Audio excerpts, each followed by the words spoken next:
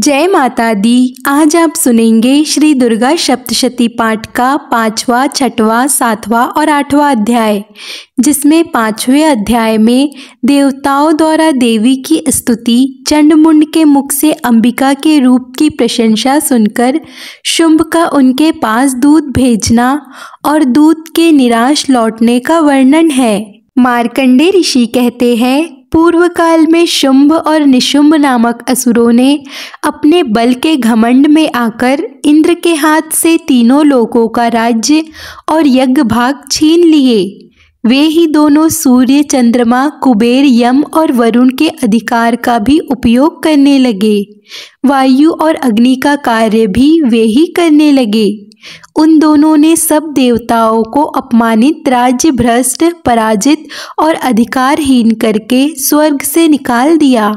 उन दोनों महान असुरों से तिरस्कृत देवताओं ने अपराजिता देवी का स्मरण किया और सोचा, जगदम्बा ने हम लोगों को वर दिया था कि आपत्ति काल में स्मरण करने पर मैं तुम्हारी सब आपत्तियों का तत्काल नाश कर दूंगी। यह विचार कर देवता गिरिराज हिमालय पर गए और वहां भगवती विष्णु माया की स्तुति करने लगे।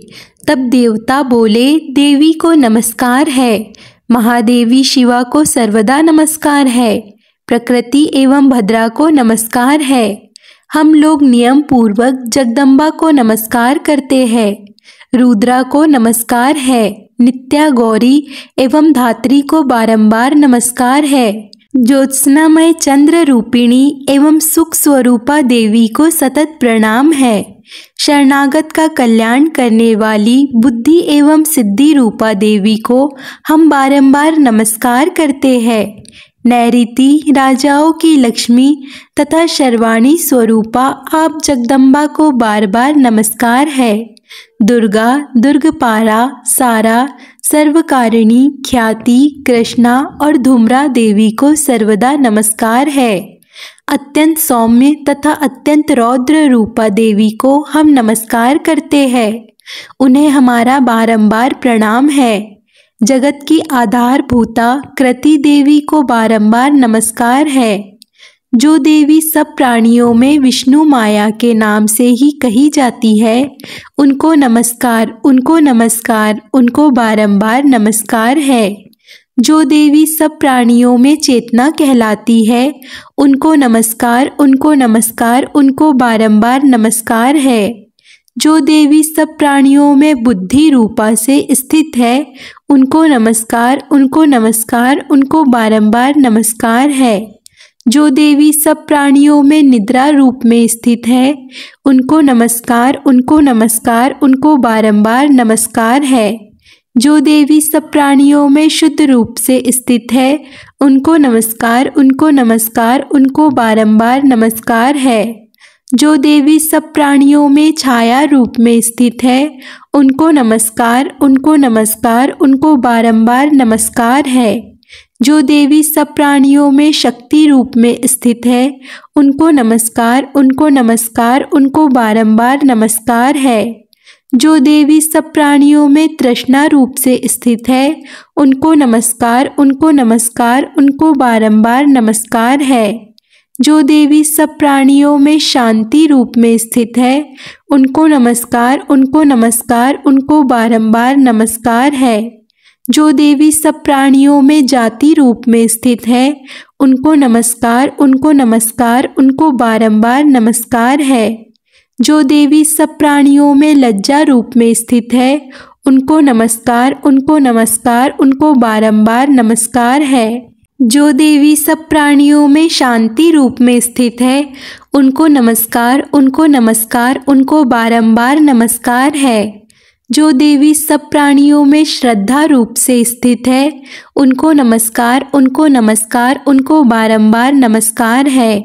जो देवी सब प्राणियों में कांति रूप से स्थित है, उनको नमस्कार, उनको नमस्कार, उनको बारंबार नमस्कार है। जो देवी सब प्राणियों में लक्ष्मी रूप में स्थित है, उनको नमस्कार, उनको नमस्कार, उनको बारंबार नमस्कार है।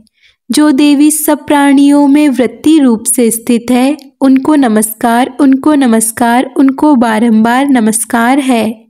जो देवी सब प्राणियों में स्मृति रूप से स्थित है, उनको नमस्कार, उनको नमस्कार, उनको बारंबार नमस्कार है। जो देवी सब प्राणियों में दया रूप से स्थित है, उनको नमस्कार, उनको नमस्कार, उनको बारंबार नमस्कार है। जो देवी सब प्राणियों में माता रूप में स्थित है, उनको नमस्कार, उनको नमस्कार, उनको बारंबार नमस्कार है। जो देवी सब प्राणियों में भ्रांति रूप से स्थित है, उनको नमस्कार, उनको नमस्कार, उनको बारंबार नमस्कार है। जो देवी जीवों में इंद्रिय वर्ग की अधिष्ठात्री के रूप में एवं सब प्राणियों में सदा व्याप्त रहने वाली है, उन व्याप्ति देवी को बारंबार नमस्कार है। जो देवी चैतन्य रूप से इस संपूर्ण जगत को व्याप्त करके स्थित है, उनको नमस्कार, उनको नमस्कार, उनको बारंबार नमस्कार है। पूर्व काल में अपने अभिष्ट की प्राप्ति होने से देवताओं ने जिनकी स्तुति की तथा देवराज इंद्र ने बहुत दिनों तक जिनका सेवन किया, वह कल्याण की साधन भूता ईश्वरी हमारा कल्याण और मंगल करे तथा सारी विपत्तियों का नाश कर डाले। उदंड दैत्यों के सताए हुए हम सभी देवता जिन परमेश्वरी की इस समय नमस्कार करते हैं तथा जो भक्ति से विनम्र पुरुषों द्वारा स्मरण की जाने पर तत्काल ही संपूर्ण विपत्तियों का नाश कर देती है, वे जगदम्बा हमारा संकट दूर करे। मार्कंडे ऋषि कहते हैं, राजन, इस प्रकार जब देवता स्तुति कर रहे थे, उस समय पार्वती देवी गंगा जी के जल में स्नान करने के लिए वहां आई। उन सुंदर भौओं वाली भगवती ने देवताओं से पूछा, आप लोग यहाँ किसकी स्तुति करते हैं? तब उन्हीं के शरीर कोश से प्रकट हुई शिवा देवी बोली, शुभ दैत्य से तिरस्कृत और युद्ध में निशुंभ से पराजित हो यहाँ एकत्रित हुए यह समस्त देवता यह मेरी ही स्तुति कर रहे हैं। पार्वती जी के शरीर कोश से अंबिका जी का प्रादुर्भाव हुआ था, इसीलिए वे समस्त लोकों में कौशिकी कही जाती है। कौशिकी के प्रकट होने के बाद पार्वती देवी का शरीर काले रंग का हो गया, इसीलिए वे हिमालय पर रहने वाली कालिका देवी के नाम से विख्यात हुई। तदंतर दैत्य शुंभ निशुंभ के भृत्य चंड मुंड वहां आए और उन्होंने परम मनोहर रूप धारण करने वाली अंबिका देवी को देखा। फिर वे शुंभ के पास जाकर बोले, महाराज, एक अत्यंत मनोहर स्त्री है जो अपनी दिव्य कांति से हिमालय को प्रकाशित कर रही है। वैसा उत्तम रूप कहीं किसी ने भी नहीं देखा होगा। असुरेश्वर, पता लगाइए वह देवी कौन है और उसे ले लीजिए। स्त्रियों में तो वह रत्न ही है। उसका प्रत्येक अंग बहुत ही सुंदर है और वह अपने श्री अंगों की प्रभा से संपूर्ण दिशाओं में प्रकाश फैला रही है। दैत्यराज, अभी वह हिमालय पर ही मौजूद है, आप उसे देख सकते हैं।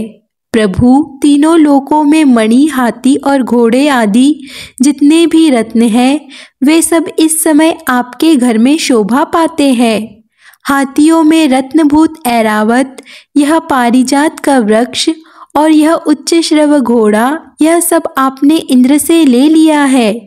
हंसों से जुता हुआ यह विमान भी आपके आंगन में शोभा पाता है। यह रत्नभूत अद्भुत विमान जो पहले ब्रह्मा जी के पास था, अब आपके यहाँ लाया गया है। यहाँ महापद्म नामक निधि आप कुबेर से छीन लाए हैं। समुद्र ने भी आपको किंजल कीनी नाम की माला भेंट की है, जो केसर से सुशोभित है और जिसके कमल कभी कुमलाते नहीं है। स्वर्ण की वर्षा करने वाला वरुण का छत्र भी आपके घर की शोभा पाता है और यह श्रेष्ठ रथ जो पहले प्रजापति के अधिकार में था, अब आपके पास मौजूद है। दैत्येश्वर, मृत्यु की उत्कांति नाम वाली शक्ति भी आपने छीन ली है और वरुण का पाश तथा समुद्र में होने वाले सब प्रकार के रत्न आपके भाई निशुंभ के अधिकार में है।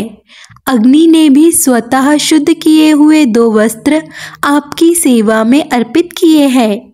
दैत्यराज, इस प्रकार सभी रत्न आपने एकत्रित कर लिए हैं। फिर जो यह स्त्रियों में रत्न स्वरूप कल्याणमयी देवी है, इसे आप क्यों नहीं अपने अधिकार में कर लेते?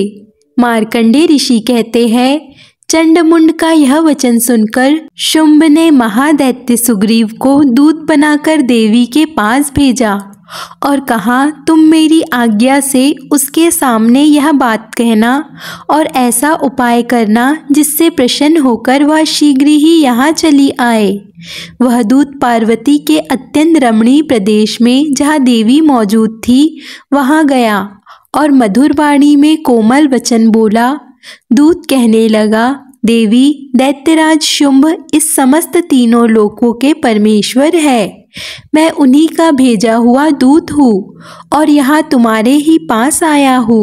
उनकी आज्ञा सदा सब देवता एक स्वर में मानते हैं, कोई उसका उल्लंघन नहीं कर सकता। सदा वे संपूर्ण देवताओं को परास्त कर चुके हैं। उन्होंने तुम्हारे लिए जो संदेश दिया है उसे सुनो।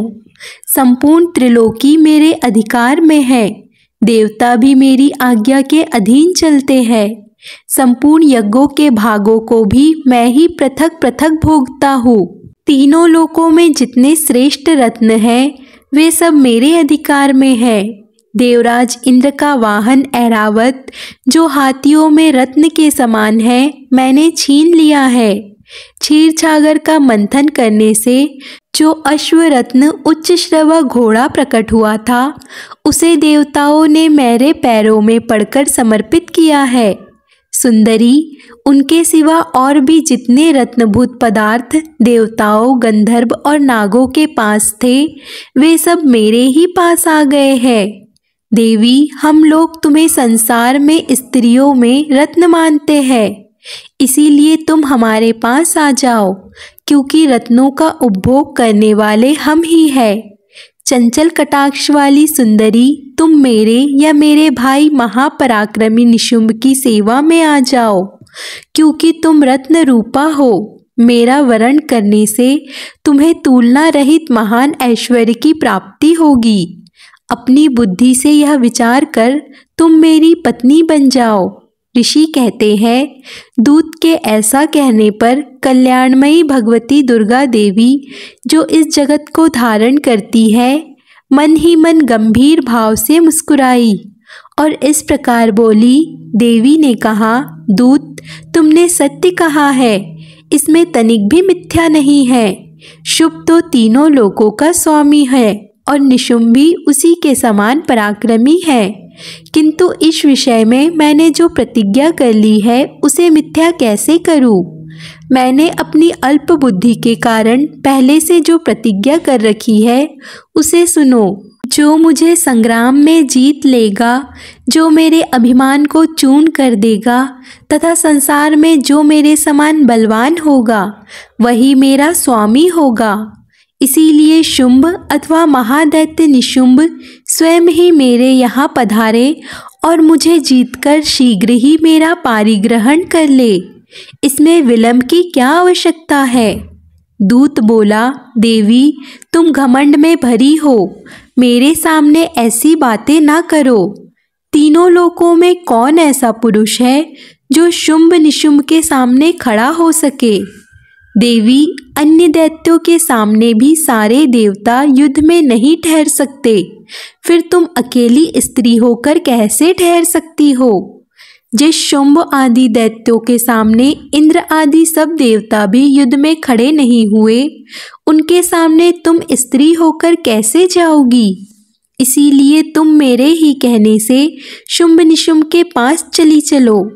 ऐसा करने से तुम्हारे गौरव की रक्षा होगी, नहीं तो जब वे केश पकड़कर घसीटेंगे तब तो तुम्हें अपनी प्रतिष्ठा खोकर जाना ही पड़ेगा। देवी ने कहा, तुम्हारा कहना ठीक है, शुंभ बलवान है और निशुंभ भी बड़े पराक्रमी है, किंतु क्या करूं, मैंने पहले बिना सोचे समझे प्रतिज्ञा कर ली है। अतः अब तुम जाओ, मैंने तुमसे जो कुछ कहा है वह सब दैत्यराज से आदर पूर्वक कहना, फिर वे जो उचित जान पड़े वे करे। इस प्रकार श्री मार्कंडेय पुराण में संवर्णित मन्वंतर की कथा के अंतर्गत देवी महात्म्य में देवी दूत संवाद नामक 5वां अध्याय पूर्ण हुआ। अब सुनिए 6ठा अध्याय, जिसमें धूम्रलोचन वध का वर्णन किया गया है। मार्कंडेय ऋषि कहते हैं, देवी का यह कथन सुनकर दूत को बड़ा आश्चर्य हुआ और उसने दैत्यराज के पास जाकर सब समाचार विस्तार पूर्वक कह सुनाया। दूत के उस वचन को सुनकर दैत्यराज कुपित हो उठा और दैत्य सेनापति धूम्रलोचन से बोला, धूम्रलोचन, तुम शीघ्र अपनी सेना के साथ जाओ और उस दुष्टा के केश पकड़कर घसीटते हुए उसे बलपूर्वक यहाँ ले आओ। उसकी रक्षा करने के लिए यदि कोई दूसरा खड़ा हो तो वह देवता, यक्ष अथवा गंधर्व ही क्यों ना हो, उसे अवश्य ही मार डालना। मार्कंडेय ऋषि कहते हैं, शुभ के इस प्रकार आज्ञा देने पर वह धूम्रलोचन दैत्य 600 असुरों की सेना को साथ लेकर वहां से तुरंत चल दिया। वहां पहुंचकर उसने हिमालय पर रहने वाली देवी को देखा और ललकार कर कहा, अरे तू शुंभ निशुंभ के पास चल। यदि इस समय प्रसन्नता पूर्वक मेरे स्वामी के समीप नहीं चलेगी तो मैं बलपूर्वक तेरे केश पकड़कर तुझे घसीटते हुए ले चलूंगा। देवी बोली, तुम्हें दैत्यों के राजा ने भेजा है, तुम स्वयं ही बलवान हो और तुम्हारे साथ विशाल सेना भी है। ऐसी दशा में यदि मुझे बलपूर्वक ले चलोगे तो मैं तुम्हारा क्या कर सकती हूँ। मार्कंडेय ऋषि कहते हैं, देवी के ऐसा कहने पर असुर धूम्रलोचन उनकी ओर दौड़ा। तब अंबिका ने हम शब्द से उच्चारण मात्र से उसे भस्म कर दिया। फिर तो क्रोध से भरी हुई दैत्यों की विशाल सेना और अंबिका ने एक दूसरे पर तीखे शक्तियों तथा फरसे की वर्षा प्रारंभ कर दी। इतने में ही देवी का वाहन सिंह क्रोध से भरकर भयंकर गर्जना करते हुए अपने गर्दन के बालों को हिलाता हुआ असुरों की सेना में कूद पड़ा।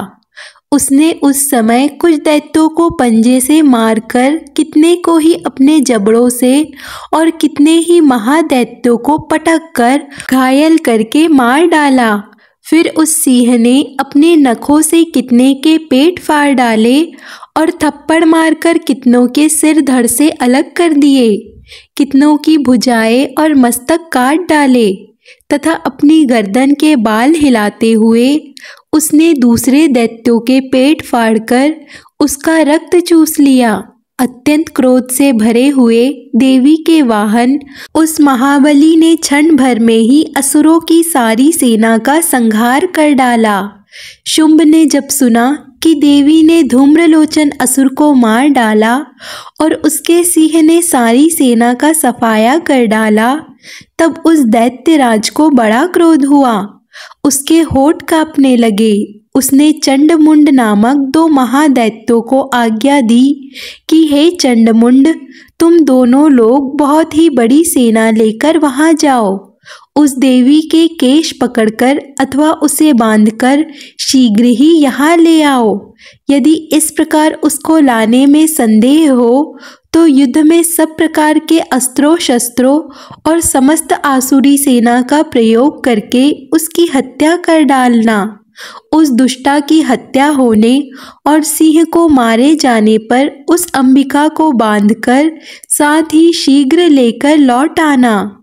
इस प्रकार श्री मार्कंडेय पुराण में संवर्णित मन्वंतर की कथा के अंतर्गत देवी महात्म्य में धूम्रलोचन वध नामक 6ठा अध्याय पूर्ण हुआ।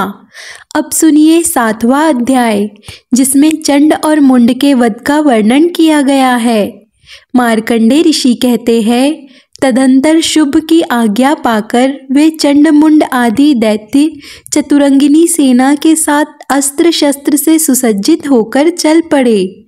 फिर गिरिराज हिमालय के स्वर्णमयी शिखर पर पहुंचकर उन्होंने सिंह पर बैठी देवी को देखा।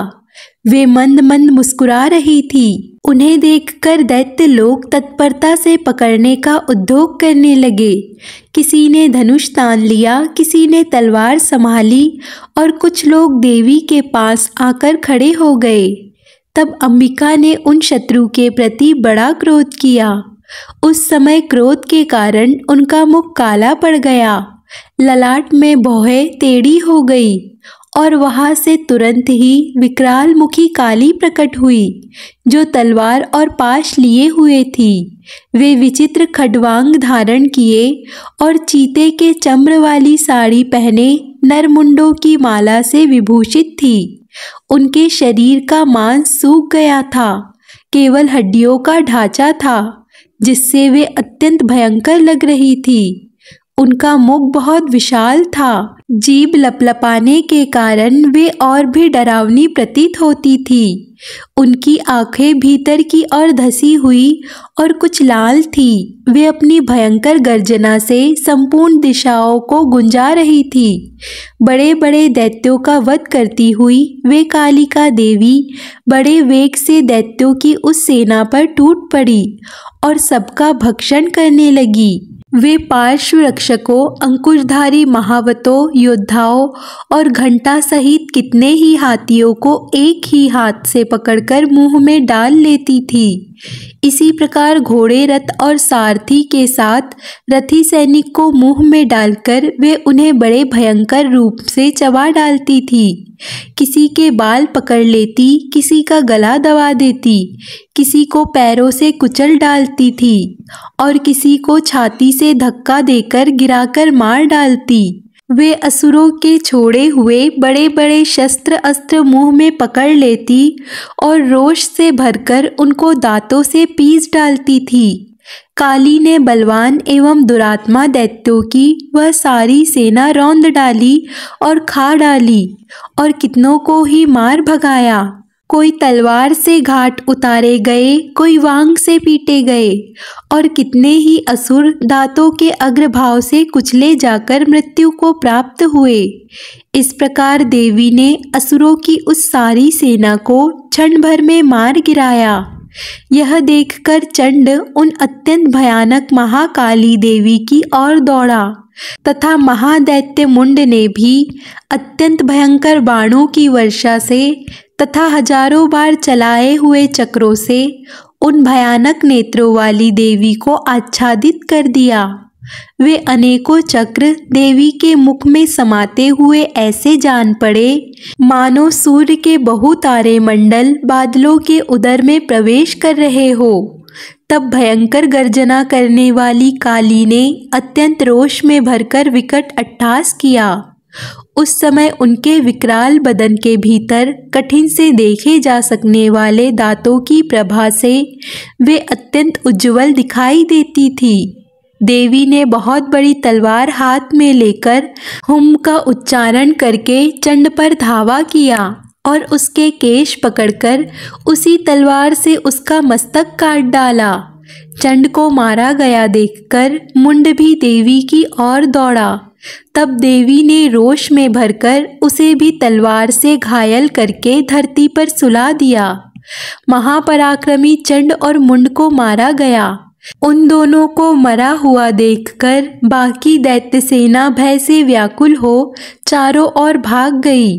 तदंतर काली ने चंड और मुंड का मस्तक हाथ में लेकर चंडिका के पास जाकर प्रचंड अट्टहास करते हुए कहा, देवी, मैंने चंड और मुंड नामक इन दो महापशुओं को तुम्हें भेंट किया है। अब युद्ध यज्ञ में तुम शुभ और निशुंभ का स्वयं ही वध करना। मार्कंडे ऋषि कहते हैं, वहां लाए हुए उन चंड मुंड नामक महादैत्यों को देखकर कल्याणमयी चंडी ने काली से मधुर वाणी में कहा, देवी, तुम चंड और मुंड को लेकर मेरे पास आई हो, इसीलिए संसार में चामुंडा के नाम से अब तुम्हारी ख्याति होगी। इस प्रकार श्री मार्कंडे पुराण में सवर्णित मन्वंतर की कथा के अंतर्गत चंड मुंड वध नामक 7वां अध्याय संपन्न हुआ। अब सुनिए श्री दुर्गा सप्तशती पाठ का 8वां अध्याय, जिसमें रक्त बीज का वध का वर्णन किया गया है। मार्कंडे ऋषि कहते हैं, चंड और मुंड नामक दैत्यों के मारे जाने और बहुत सी सेना का संहार हो जाने पर दैत्यों के राजा प्रतापी शुंभ के मन में बड़ा क्रोध हुआ और उसने दैत्यों के संपूर्ण सेना को युद्ध के लिए कूच करने की आज्ञा दी। वह बोला, आज उदयायुध नाम के 86 दैत्य सेनापति अपनी सेना के साथ युद्ध के लिए प्रस्थान करे। कंबू नाम वाले दैत्यों के 84 सेनानायक अपनी वाहिनी से घिरे हुए यात्रा करे। 50 कोटि वीर कुल के और 100 धूम कुल के असुर सेनापति मेरी आज्ञा से सेना सहित कूच करे। कालक दोहद मौर्य और काल की असुर भी युद्ध के लिए तैयार हो मेरी आज्ञा से तुरंत प्रस्थान करे। भयानक शासन करने वाला असुर राज शुंभ इस प्रकार आज्ञा देकर सहस्त्र बड़ी बड़ी सेनाओं के साथ युद्ध के लिए प्रस्थान कर गया। उसकी अत्यंत भयंकर सेना आती देख चंडिका ने अपने धनुष की टंकार से पृथ्वी और आकाश के बीच का भाग गुजा दिया। तदंतर देवी के सिंह ने भी बड़ी जोर जोर से गर्जना आरंभ कर दी। फिर अंबिका ने घंटे के शब्द से उस ध्वनि को और भी बढ़ा दिया। धनुष की टंकार, सिंह की दहाड़ और घंटे की ध्वनि से संपूर्ण दिशाएं गूंज उठी। उस भयंकर शब्द से काली ने अपने विकराल मुख को और भी बढ़ा लिया तथा इस प्रकार से वे विजयनी हुई। उस तुमुलनाद को सुनकर दैत्यों की सेनाओं ने चारों ओर से आकर चंडिका देवी के सिंह तथा काली देवी को क्रोधपूर्वक घेर लिया। मार्कंडेय ऋषि कहते हैं, राजन, इसी बीच में असुरों के विनाश तथा देवताओं के अभ्युदय के लिए ब्रह्मा, शिव, कार्तिकेय, श्री विष्णु तथा इंद्र आदि देवों की शक्तियाँ जो अत्यंत पराक्रम और बल से संपन्न थी, उनके शरीरों से निकलकर उन्हीं के रूप में चंडिका देवी के पास गई। जिन देवताओं का जैसा रूप, जैसी वेशभूषा और जैसा वाहन है, ठीक वैसे ही साधनों से संपन्न हो उनकी शक्तियाँ असुरों से युद्ध करने के लिए आई। सबसे पहले हंस युक्त विमान पर बैठी हुई अक्षसूत्र और कमंडल से सुशोभित ब्रह्मा जी की शक्ति उपस्थित हुई, जिसे ब्रह्माणी कहते हैं। महादेव जी की शक्ति वृषभ पर आरूढ़ होकर हाथों में श्रेष्ठ त्रिशूल धारण किए हुए, महानाग का कंकण पहने, मस्तक में चंद्र रेखा से विभूषित हो वहां आ पहुंची। कार्तिकेय जी की शक्ति रूपा जगदम्बिका उन्हीं का रूप धारण किए श्रेष्ठ मयूर पर आरूढ़ होकर हाथों में शक्ति लिए दैत्यों से युद्ध करने के लिए आई। इस प्रकार भगवान विष्णु की शक्ति गरुड़ पर विराजमान हो शंख, चक्र, गदा, सारंस, धनुष तथा खटक हाथ में लिए वहां आई। अनुपम यज्ञ विराह का रूप धारण करने वाले श्रीहरि की जो शक्ति है, वह भी वराह शरीर धारण करके वहां उपस्थित हुई। नरसिंगी शक्ति भी नरसिंह के समान शरीर धारण करके वहां आई। उसकी गर्दन के बालों के झटके से आकाश के तारे बिखर पड़ते थे। इसी प्रकार इंद्र की शक्ति वज्र हाथ में लिए गजराज ऐरावत पर बैठकर आई। उनके भी सहस्त्र नेत्र थे। इंद्र का जैसा रूप है वैसा ही उनका भी था। तदंतर उन देव शक्तियों से घिरे हुए महादेव जी ने चंडिका से कहा, मेरी प्रसन्नता के लिए अब तुम शीघ्र ही इन असुरों का संहार करो। तब देवी के शरीर से अत्यंत भयानक और परम उग्र चंडिका शक्ति प्रकट हुई, जो सैकड़ों गीदड़ों की भांति आवाज करने वाली थी। उस अपराजिता देवी ने धूमिल जटा वाले महादेव जी से कहा, भगवान, आप शुंभ निशुंभ के पास दूत बनकर जाइए और उन अत्यंत कबले दानव शुंभ और निशुंभ दोनों से कहिए, साथ ही उनके अतिरिक्त जो भी दानव युद्ध के लिए वहां उपस्थित हो उनको भी यह संदेश दीजिए कि दैत्यों, यदि तुम जीवित रहना चाहते हो तो पाताल को लौट जाओ। इंद्र को त्रिलोकी का राज्य मिल जाए और देवता यज्ञ भाग का उपभोग करे। यदि बल के घमंड में आकर तुम युद्ध की अभिलाषा रखते हो तो आओ, मेरी शिवाय तुम्हारे कच्चे मांस से तृप्त हो, क्योंकि उस देवी ने भगवान शिव को दूत के कार्य में नियुक्त किया था, इसीलिए वे शिवदूत के नाम से संसार में विख्यात हुई। वे महादैत्य भी भगवान शिव के मुख से देवी के वचन सुनकर क्रोध में भर गए और जहाँ कात्यायनी विराजमान थी उस और बढ़े। तदंतर वे दैत्य अमर्ष से भरकर पहले ही देवी के ऊपर बाण शक्ति और रिष्ट आदि अस्त्रों की वर्षा करने लगे।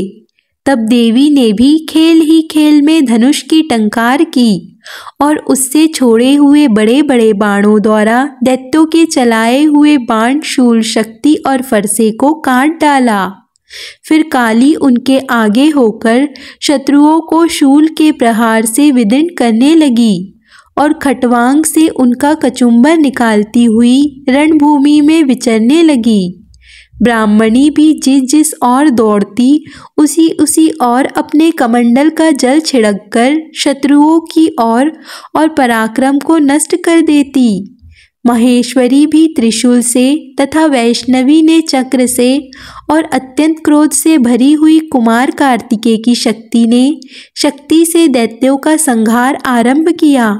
इंद्र शक्ति के वज्र प्रहार से विदीर्ण हो सैकड़ों दैत्य दानव रक्त की धारा बहाते हुए पृथ्वी पर सो गए। वराही शक्ति ने कितनों को अपनी थुथुल की मार से नष्ट किया। दाढ़ के अग्रभाग से कितने की छाती भेद डाली और कितने ही दैत्य उसके चक्र की चोट से विदीर्ण होकर धरती पर गिर पड़े। नरसिंगी भी दूसरे दूसरे महादैत्यों को अपने नखों से विदीर्ण करके खाती और सहनाज से दिशाओं और आकाश को गुंजाती हुई युद्ध क्षेत्र में विचरने लगी।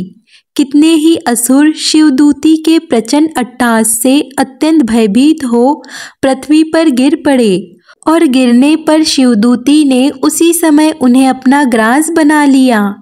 इस प्रकार क्रोध से भरे हुए मात्र गणों को नाना प्रकार के उपायों से बड़े बड़े असुरों का मर्दन करते देख दैत्य सैनिक भाग खड़े हुए। मात्र गणों से पीड़ित दैत्यों को युद्ध से भागता देख रक्तबीज नामक महादैत्य क्रोध में भरकर युद्ध करने के लिए आया। उसके शरीर से जब रक्त की बूंद पृथ्वी पर गिरती तब उसी के समान महाशक्तिशाली एक दूसरा महादैत्य पृथ्वी पर पैदा हो जाता। महादैत्य रक्तबीज हाथ में गदा लेकर इंद्र शक्ति के साथ युद्ध करने लगा। तब इंद्री ने अपने वज्र से रक्तबीज को मारा।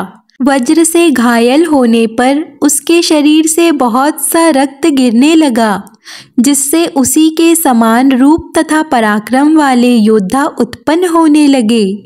उसके शरीर से रक्त की जितनी बूंद गिरती उतने ही पुरुष उत्पन्न हो गए। वे शब्द रक्तबीज के समान ही वीर्यवान, बलवान तथा पराक्रमी थे।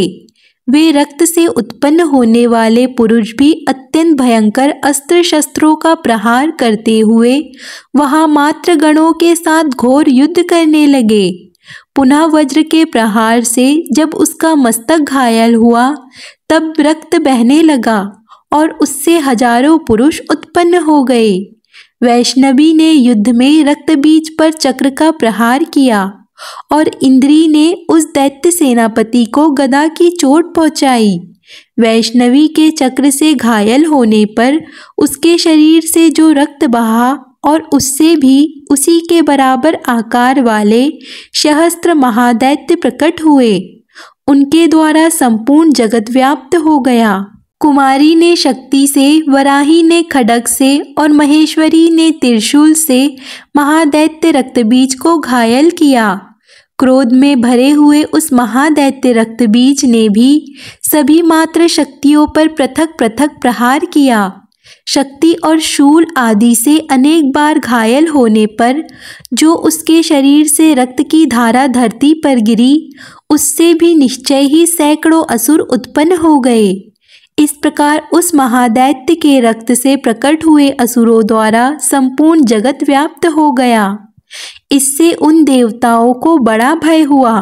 देवताओं को उदास देखकर चंडिका ने काली से शीघ्रता पूर्वक कहा, चामुंडे, अब तुम अपना मुख और भी फैलाओ और मेरे शस्त्रपात से गिरने वाले रक्त बिंदुओं और उनसे उत्पन्न होने वाले महादैत्यों को तुम अपने इस उतावले मुख से खा जाओ।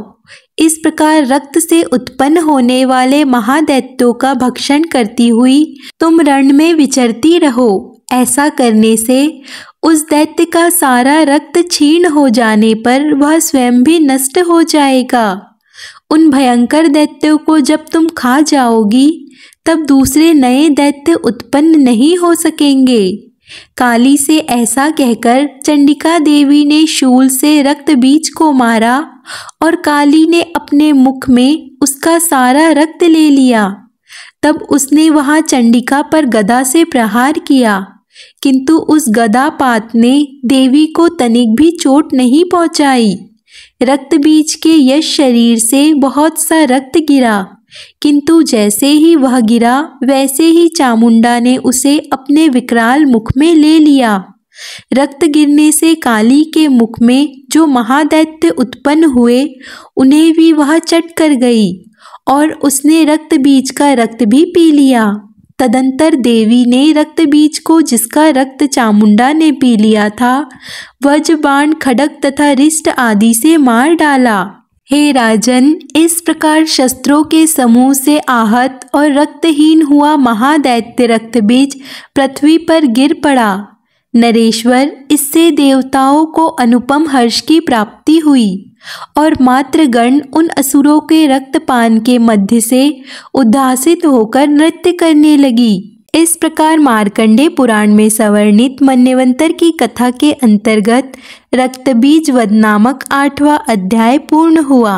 अगर आपको आज की कथा पसंद आए तो वीडियो को लाइक, कमेंट, शेयर ज़रूर कीजिए और चैनल को सब्सक्राइब कर लीजिए।